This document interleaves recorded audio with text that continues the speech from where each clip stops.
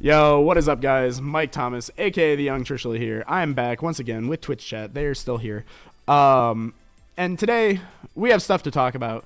If you have not been living under a rock in the Yu-Gi-Oh! Master Duel sphere, at least, you would know that this past weekend was the DC Cup. This is the second qualifying DC Cup for the World Championship. Because now the DC Cups mean something. You can go qualify for the Yu-Gi-Oh! World Championship through Yu-Gi-Oh! Master Duel by proving that you are the best player in the world in a 72-hour time frame. You get 72 hours to grind on the DC Cup ladder if you qualify for it. And then whoever gets the most points goes to Worlds. And by the way, huge shout out to a very, very skilled player in Ryan Yu for making his way to first on that leaderboard. So proud of him. So deserved. But that's not what we're here to talk about today, though it is something that is in the plan because I do have Ryan's deck list to go over from DC Cup. But that is another video. So like, comment, subscribe for that if you do want to see that. But today we're going to be going over the decks that I played for DC Cup because we did manage to finish in the top 100 globally for the ladder, using of course Dragon Link as you would expect. I don't know why you would expect something different. But this really is just more kind of a showcase today to kind of talk about the decks that I played, the different ways to play Dragon Link, especially in a competitive environment. As well as kind of confirmation that the Apple Dragon Link that I played the other day was actually pretty good. So let's hop into that. So that's a good place to start. So starting off, we played in three main variants of Dragon Link for DC Cups. The first one that we played on day one was the MCS 5K list, the one that we won $1,000 with. I went kind of in depth in this deck profile the other day. So if you're interested in that, you can go check the other video somewhere on the channel. Just go look for it. But this is what it was. It was an Adventure Apple Dragon Link, kind of a really spicy variant of the deck that is really, really strong. Like, this deck is just disgusting. And kind of the idea with this deck is that it has a good matchup into stuff like Max C, Droll Lockbird, Shifter, and Vanquish Soul, all of which were huge problems for us during DC Cup. And like, the thought is that the adventure cards help you with that because all of those lingering floodgate type effects don't mean much of anything if you just search a Griffin and just pass and you still end it on a board of some type.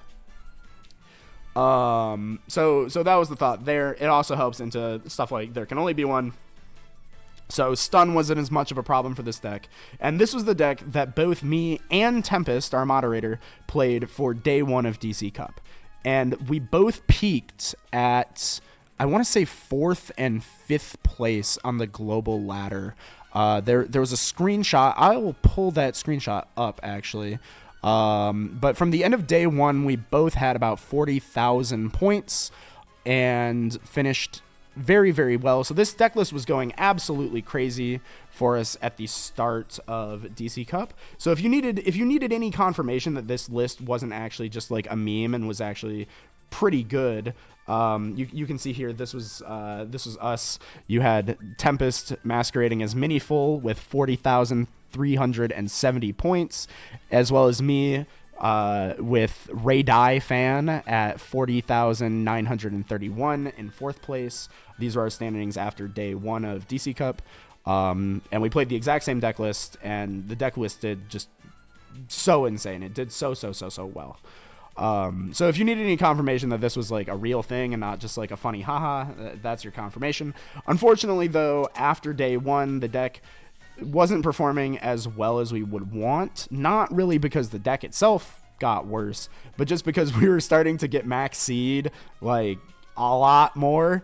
Like, we were getting max seed a lot. We were playing into a lot of Vanquish Soul, a lot of stun decks that were there on day one, stopped being there on day two. So the adventure cards weren't as needed. So we kind of wanted to shift things up because we both kind of got hard stuck around the 50K mark on day two. And so we switched things up. I believe it was to this deck list. No, that was day 3 deck. Yeah, so this is what we started queuing on day 2.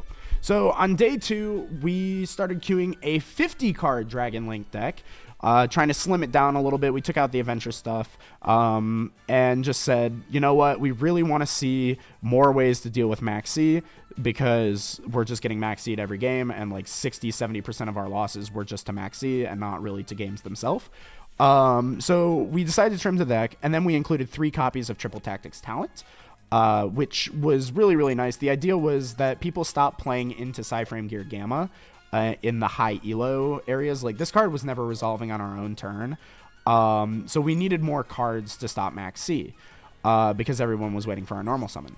So we decided we would go with Talents, right? Because like we would normal summon a black metal, get Max C'd, and just pass. So we may as well just take a card out of their hand, know what they have, so that if we have hand traps, we know what to interact with. That was kind of the idea there, and it worked out pretty well for us. The other big change that you might notice is that we are not playing Barone, but instead we are playing Hieratic Dragon, King of a Tomb.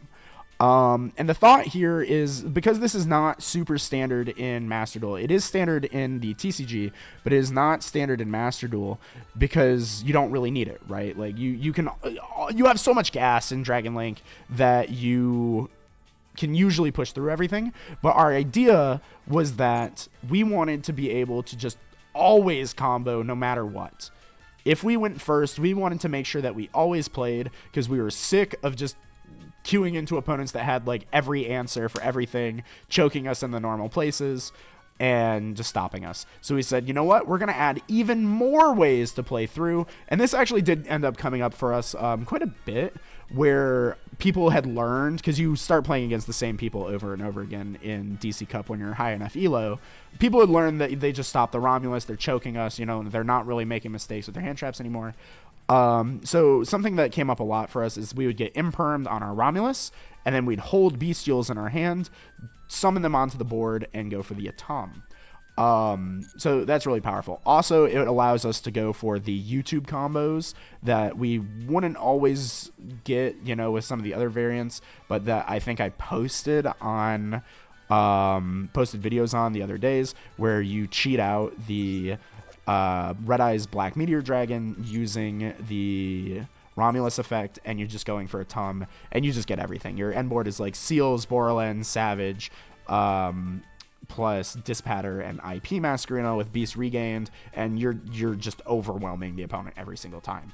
So that was the thought there, is we wanted to switch over to like an Atum build using Triptax, and then we played the 1-for-1 because we just always wanted to see black metal and always, you know, do that. Another consequence of DC Cup changing our deck building slightly is that we started playing Baldrake, and we are getting rated at the moment, so shout out to the Raiders. But one of the consequences of DC Cup building was that we cut the Nibiru and started playing Baldrake instead, because the only matchups we were really queuing in high elo were Vanquish Soul and Despia, which are both like interesting matchups for dragons. Despia is kind of favored, but Vanquish Soul can be a little bit iffy sometimes.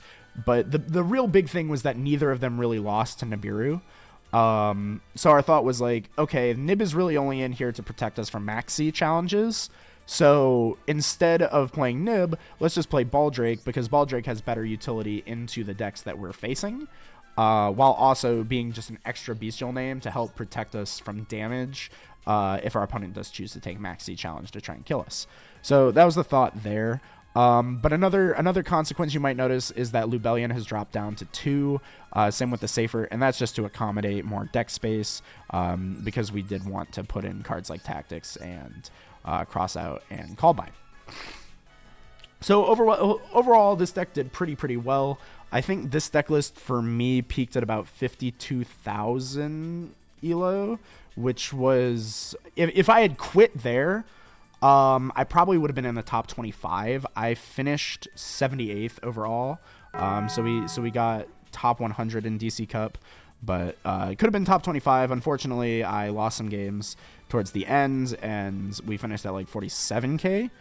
But this was the deck that peaked there. There was one last deck list that I queued, though.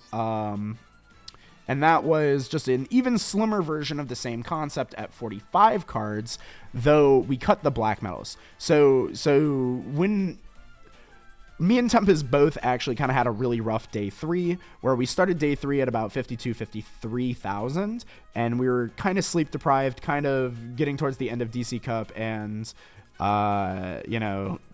starting to lose our steam. We both dropped very far. We lost like 15 games in a row, both of us, down to like 35,000. Tempest decided to call it quits at that point. I managed to, get a second win and push back up to 47K.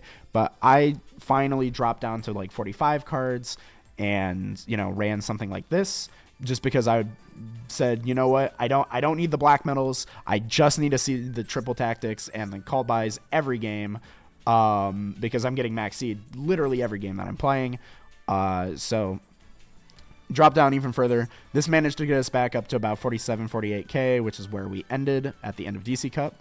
I did keep the Hieratic King Atum in this deck list, even though there's no black metals. So if that's something you're interested in, just do know that you can run this card without the black metals, because where this card is coming up isn't always during the YouTube combo. While that is a big benefit, it's not the main reason to play this card. The main reason to play this card is to help you recover through getting interacted at regular choke points. So like if you get hit on Romulus, you know that if you have 2 Bestials, you can make a Tum and still get into your Tracer. So it's just more ways to see your Tracer if you get stopped, which was the thought there. So those were the 3 main deck lists. Overall, I think Dragon Link did very, very well. And I think that was proven to us by the DC Cup champion himself, one Mr. Ryan Yu, who played 90%, allegedly, 90% of the games that he played were with Dragon Link, and he did win the DC Cup. I believe I can actually prove that still. Yeah. Carmano, Ryan, shoutouts Ryan, played mostly Dragon Link, first place DC Cup, mostly with Dragon Link. So, the next video, remember to like, comment, subscribe if you want to see it. Next video will be us going through and reviewing Ryan's deck list for the DC Cup, so stay tuned for that. Also, other things coming out soon is there were a few replays that I wanted to share of just some good OTKs, good Dragon Link payoffs, just to show how the deck can handle some kind of crazy boards that I managed to save from DC Cup.